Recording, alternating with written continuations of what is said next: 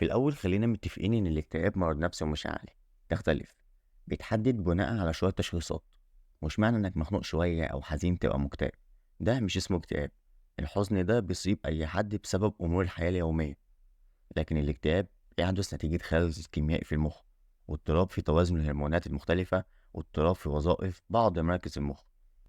يعني أساس الاكتئاب هو خلل عضوي، وكمان ممكن يحصل بسبب فقدان عزيز أو فقد مال أو مكانة أو وظيفة، أو وجود ضغوط حياتية مزمنة بشكل عام أو خاص.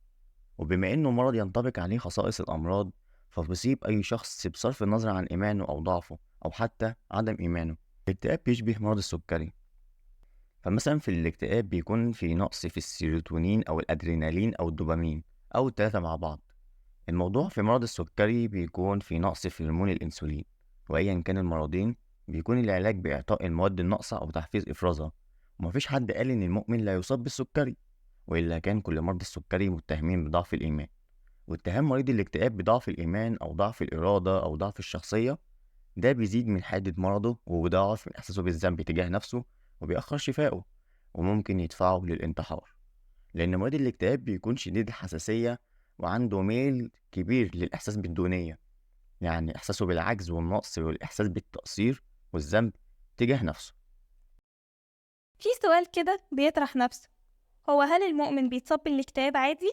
طبيعي، المؤمن وأي شخص ممكن يتصاب بالاكتئاب عادي. في ناس كده بيقولوا إن المؤمن ما بيجيلهوش اكتئاب، فكده بناء على كلامهم إن أي حد عنده اكتئاب عنده ضعف إيمان، وده بيحصل فعلا من المحيطين بالمكتئب والقريبين ليه. بينزلوا عليه بالنصايح بإنه يقوي إيمانه الضعيف، وإنه يحمد ربنا على النعم وما ينساهاش. ولما جاله الاكتئاب كان بسبب بعده عن الدين وكفره بنعم الله وهكذا.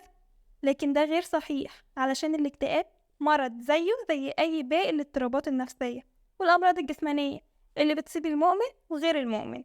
وفي دليل من حديث للرسول صلى الله عليه وسلم إن المؤمن يمكن أن يصاب بأعراض نفسية تماثل الاكتئاب وأعراض جسمانية، وأنها تكون اختبارا له ويؤجر على صبره. يقول الرسول صلى الله عليه وسلم: ما يصيب المسلم من نصب ولا وصب ولا هم ولا حزن ولا أذى ولا غم، حتى الشوكة يشوكها، إلا كفر الله بها من خطاياه. صدق رسول الله صلى الله عليه وسلم. لكن إنك تقرب لربنا ده أكيد سبب أساسي في إنك تخف بسرعة وتتعافى وتكون قوي نفسيا وتعيد ترميمها من جديد. لكن إن يكون عندك اكتئاب بسبب بعدك عن ربنا وقلة إيمانك، لأ، ده مش صحيح. الإيمان والتدين بيدي لصاحبه قدرة على الصمود في وجه مصاعب الحياة، ويكون عامل مهم في سرعة التعافي من الأمراض. وده بيخلي عندك قدرة على الصبر والرضا والتسليم بأقدار الله وتقبل الابتلاءات. ولكن التدين لا يمنع حدوث الأمراض بشكل مطلق، ولكن يعطي مناعة ويسرع عملية التعافي النفسي. صحيح، ما تنساش إن تهمة ضعف الإيمان للي عنده اكتئاب بيزيد من المرض النفسي، وبيخلي المريض بعيد كل البعد عن الاعتراف بمرضه النفسي، وبعيد كل البعد عن محاولة البحث عن العلاج، وبيكتم مرضه في نفسه لحد ما المرض يتحول إلى اضطرابات جسمانية خطيرة، زي ارتفاع ضغط الدم أو الذبحات أو الجلطات القلبية أو نزيف في المخ بعد، أو يقوم المريض بإيذاء نفسه لدرجة إنها ممكن توصل للانتحار.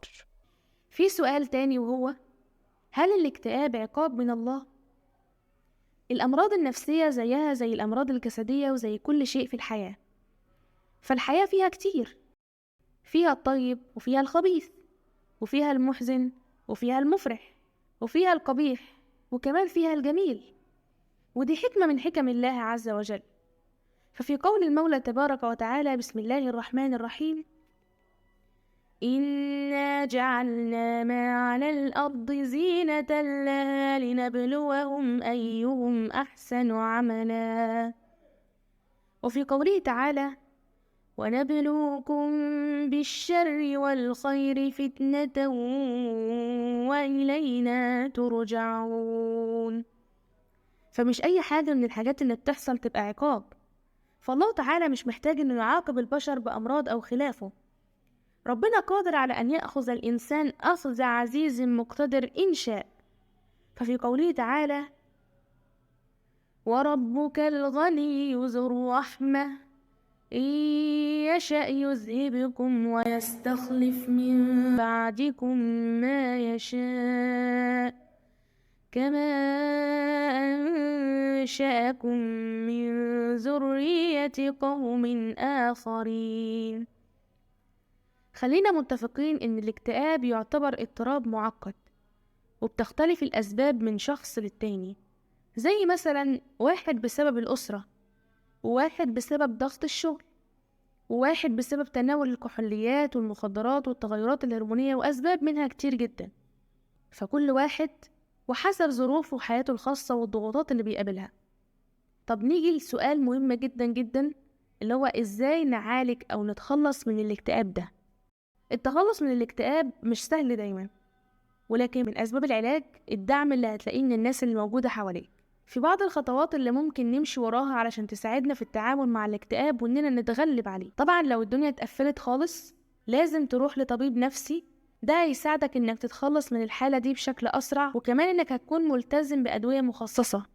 النوم، لازم تاخد أكبر قدر ممكن من النوم. إنك تاخد وقتك في النوم ده بيخلي أي شخص غريب ومريض وسريع الانفعال بيتحول ل180 درجة لشخص تاني خالص. خلي لنفسك وقت قبل النوم علشان تنظم أفكارك وتحافظ على روتين ثابت لوقت النوم، وابعد تماما عن الأجهزة الإلكترونية قبل ما تروح للسرير.